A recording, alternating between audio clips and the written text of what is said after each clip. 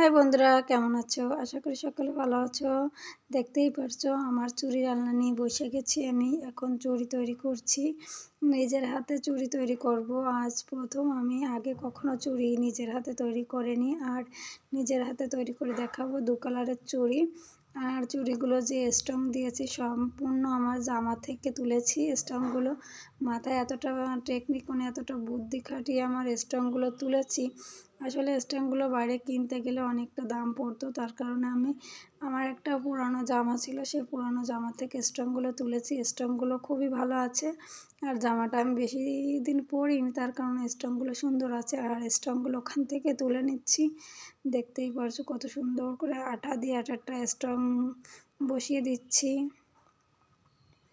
এই দেখো আমার ডিজাইনটা কেমন হয়েছে চুড়ির, অবশ্য সবাই বলবে কেমন লাগছে তোমাদেরকে। আসলে আমি পুরানো চুড়ি ছিল, সেই পুরানো চুড়ির উপরে আমার অনেকগুলো ছিল লাল পলার পরে আমি সুন্দর করে এই 2 কালারের সুতো কিনে এনে পেঁচিয়ে তারপরে স্টোন বসায় চুড়ি বানাচ্ছি। আর এই দেখুন 2 ডজন চুড়ি আমি হাতে পরেছি। বলো, তোমরা বলো, আমি আর বলবো না কেমন লাগতেছে আমার চুড়িগুলো। আমার তো খুবই পছন্দ হয়েছে, কি বলবো। কে বলবে না যে আমার নিজের হাতে বানানো আসলে কিনে নিয়ে আসা তেমনই লাগছে, তাই না? Bye bye.